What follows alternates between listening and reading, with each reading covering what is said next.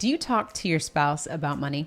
My name is Carmen. And I'm Darius. In this video, I have actually researched questions to ask my spouse, Mr. Darius here, so that we can just have a candid conversation on camera. He actually does not know any of these questions that I'm about to ask him, so don't peek. Okay, I got you. But the point is just for us to have fun, answer these questions, but then also to entice you all to start speaking to your spouses and your loved ones about money, because a lot of these questions are actually really thought-provoking, and we realize that these days a lot of people just don't take the time to have conversations about money. So we want to make this normal.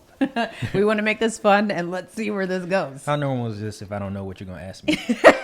Well, it's like being at the dinner table. Not everyone plans what they're going to talk about at the dinner table, right? You're right. Our dinner table just happens to be in front of hundreds of thousands of people. All right, ready? So the very first question that I want to ask you, Darius, is what do you appreciate about the way we've spent money thus far? Oh, I appreciate the fact that we actually have a reason for why we spent money, and the money that we blow is actually a category and not our entire income. I feel like we're like on a game show or something because you're like talking directly to the camera, but I'm talking to you. Okay, so one thing that I also want to point out is if you haven't asked your spouse or even someone that you're seriously dating or someone that you're engaged to about money and finances, now's the time to have that question. I will allow you to pause this video and go talk to them. Start having some conversations about money. The next one is, what is one thing you would change about how we handle our money? One thing I would change about how we handle our money is... You don't have to repeat the question.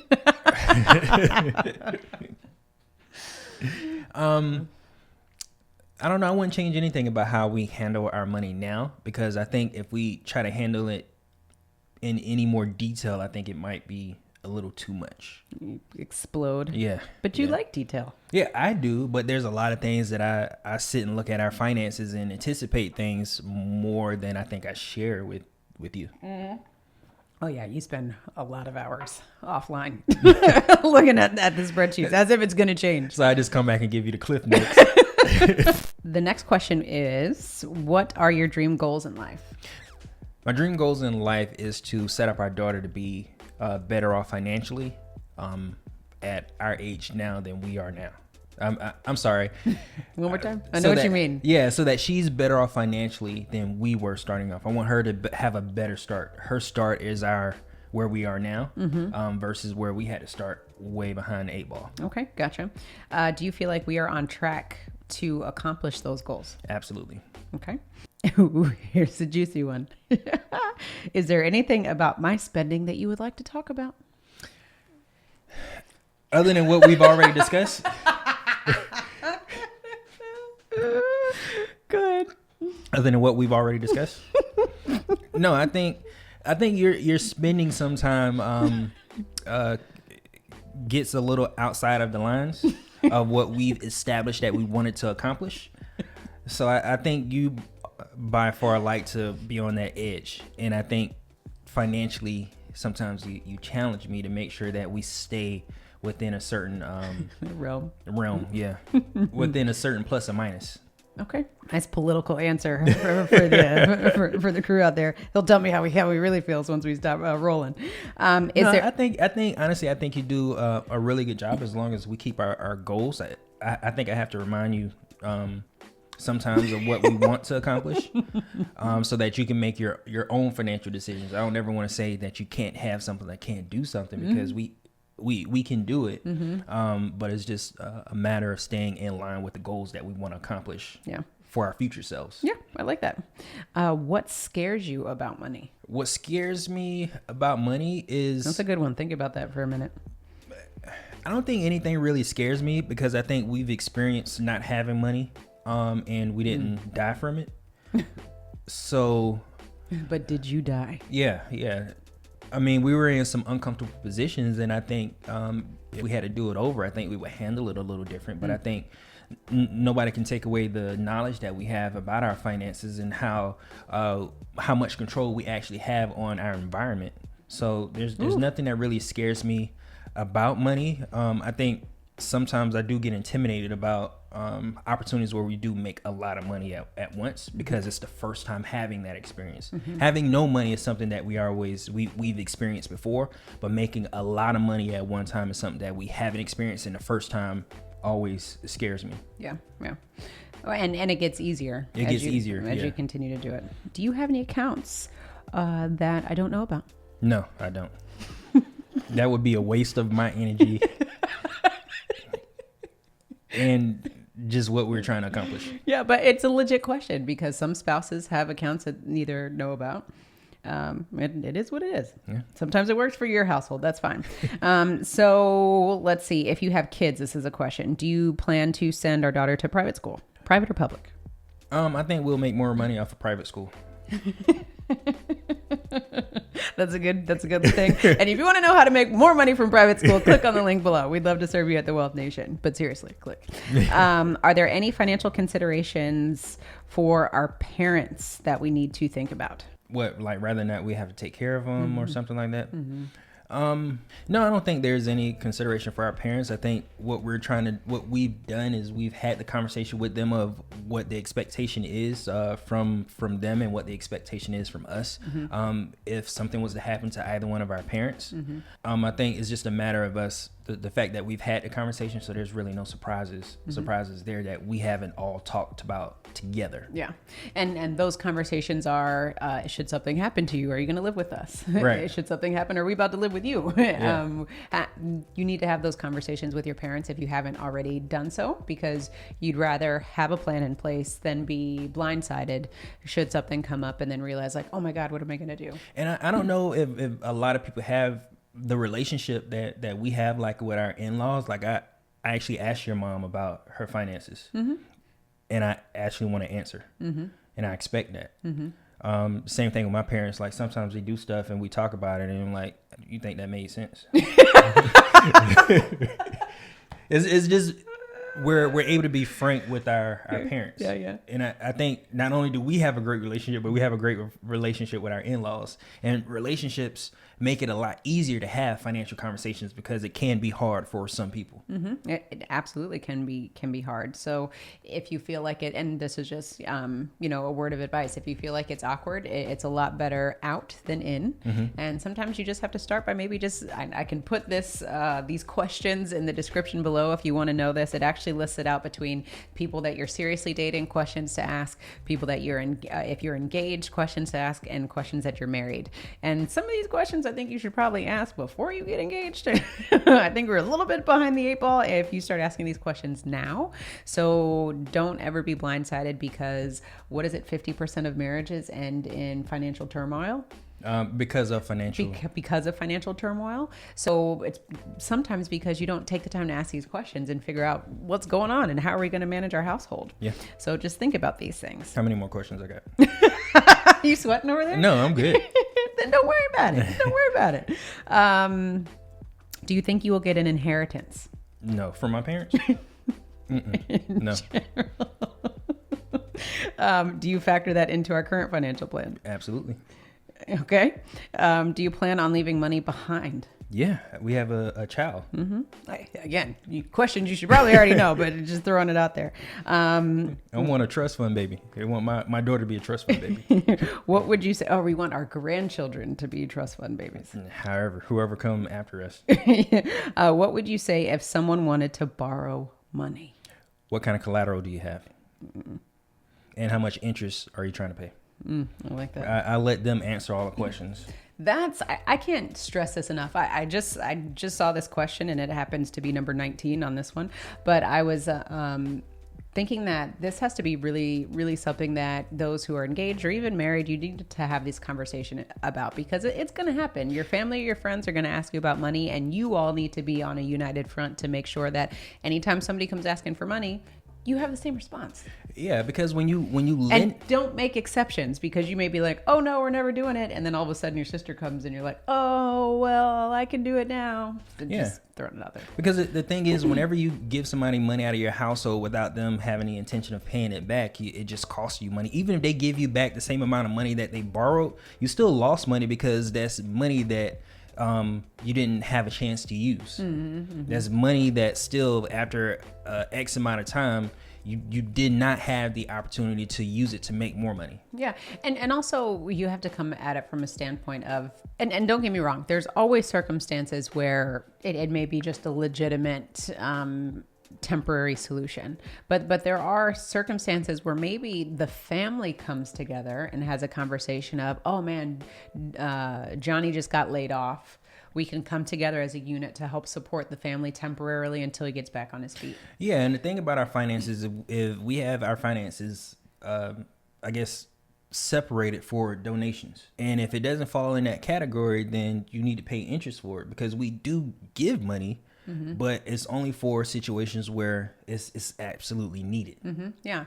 And so and if we maxed out for that month, then we don't have no more money to give. and also to that point is you also have to realize that those people who are asking you for money, it's because they're mismanaging their funds. Typically, right? And so if they're mismanaging their funds, then they're probably going to ask you for money again.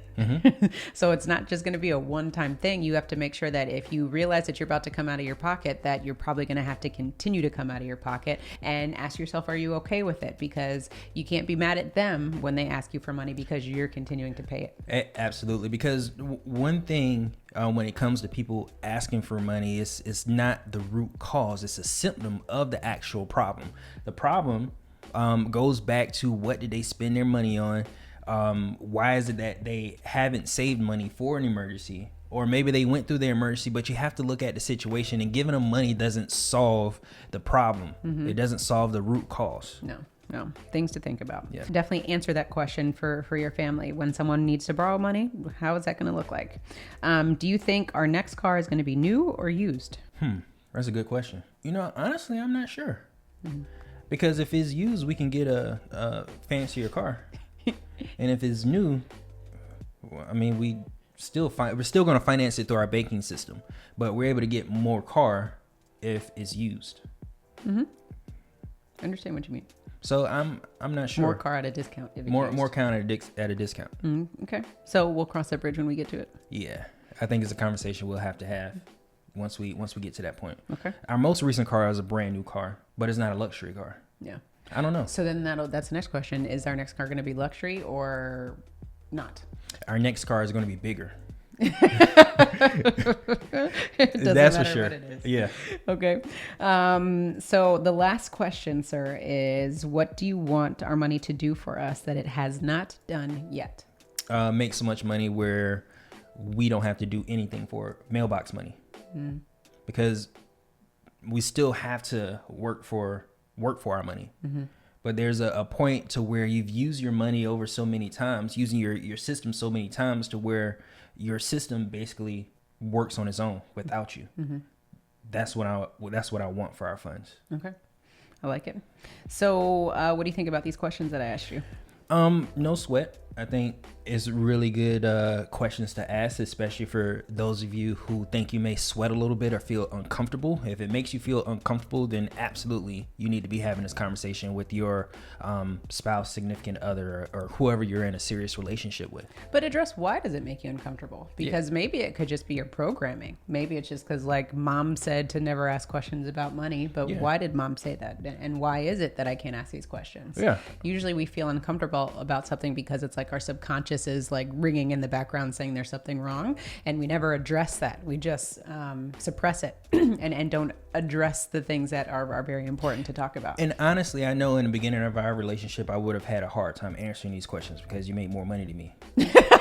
I'm just being honest. Yeah. It would be hard for me to answer these questions where, like, how am I going to manage the money? Well, I don't make as much money as you, so it's kind of like question we need to figure out together, mostly you. I was laughing, but that's actually a legit dynamic, because regardless of who makes more money, husband, wife, husband, whichever it is, domestic partners, however it works, you have to definitely consider what are the elements that could cause this to be an uncomfortable conversation. Yeah, and also in the beginning of our relationship, if I was the one making all the money and you weren't contributing anything, it would also be different. Yeah, because I could be a stay-at-home mom. You could be a stay-at-home dad, whatever it is, and we may not feel like we're worthy of having a financial conversation because we're not bringing anything, but we're all supporting the household in some way, shape, or form. Right, because at the end of the day, there's one household that money's coming into. Yep. And I think in the beginning of our relationship, I wouldn't have been able to be mature enough to look at the business side of this conversation. Yeah, expound on that a little bit. So I think every relationship, there's a element of business, and also the fact that you are a couple that love each other, and there's the I guess the chemical connection that you have, and being attracted to each other and wanting to establish a lifestyle or a life. Mm-hmm. But what you really have to also take into consideration is the fact that you guys do come together and maintain your mortgage. You maintain making sure the utilities are taken care of. You maintain making sure transportation is taken care of, and making sure kids get to and from where they need to be together. So in all actuality, or just being honest, is a portion of it is like a business, and we need to handle it like a business with emotions aside. Yeah. Because money itself doesn't have any emotions, and we can't put that on money just because we decide to have that between ourselves. Ooh, that's powerful. So you have to kind of separate it a little bit and run it like a business. A little bit. You have to separate a lot of it. Yeah. Yeah, but it's interesting because we do have couples that come to us and say, how can you just be so open with your finances? And we find that we work better together as opposed to apart because we have done the days where like we have separate accounts and I do my thing and he does his thing, and it just didn't work for us. Yeah. But that's not to say that it doesn't work for you. It didn't work for us because we liked having the transparency and knowing what the heck is happening with our household. And some couples prefer to just split it down the middle, and then as long as things are taken care of, then that'll work. Yeah, because the thing is, if you try to hide something, you're gonna find out one way or another at some point. It's gonna come, so stop trying to hide it. Yeah, and it usually happens when it's the most inconvenient time. Mm-hmm. So it's better just to have the conversation up front, be on the same page, so that you can handle these ups and downs together. Mm-hmm. And I think one thing too to think about when you're talking amongst spouses or even just a household, we've talked about it before on our channel where we say look at your statements and you can see what habits are robbing your wealth, and that can be something that is difficult to talk about when one spouse may have a spending habit that's affecting the household, and that can be difficult, and it's really a gentle subject that you have to approach where the support system has to be like, look, I'm trying to help instead of feeling like it's an attack. Why are you spending this? Why are you doing this? Why are you doing that? And it has to be like, hey, do you realize that if you're spending X amount of money, we can't pay the light bill, or we can't do this, or we can't go on that vacation that you like to go into. Mm-hmm. Sometimes it's just reframing the context in this conversation instead of pointing the finger of you're doing this, you're doing this. Absolutely. Yeah, and it might be just a simple conversation of, I know you really like expensive purses, but you can't see those purses when the light's off. Yeah. In the dark. or it'd be hard to look nice in your with your new purse if you smell it because the water off. So whatever motivation you need to have just to paint the picture, because our conversation and the words we use is like a canvas, and we have to be able to paint it for the other individuals to really see the points we're trying to make without being condescending. Yeah, that's the word, condescending. And it's actually something that worked for us, which allowed us to work together because we know we like to vacation. We know we like to travel. We like to do certain things. So every now and then Darius reminds me, or I remind Darius, like, hey, we're trying to go someplace. Do you think that what we're doing right now is going to affect that? Mm-hmm. Or we just had a conversation not too long ago where we're like, are we being small-minded when we're thinking about this? Because yeah, we have this one investment, but is this really going to get us to where we need to be? And maybe we need to open up our eyes a little bit wider, or get in contact with some other people that may have the resources that we need to get us into a different avenue. Mm-hmm. So like Darius said, it's a business, it's teamwork, and coming together makes the dream work. As everyone says, as corny as it sounds, the dream comes together when the team is in alignment. Yeah, I second that. Awesome. Well, thank you so much for answering all these questions for me. I really appreciate it, because it made me think, and it kind of put me on the spot being on YouTube answering those questions. I didn't break a sweat at all. No, good stuff. All right, Wealth Nation. Well, if you are thinking about passive income or ways to bring in more money for your household, then definitely check out our next video where we talk about so many different ways to create passive income. And don't forget to own your own lifestyle. Or someone else will.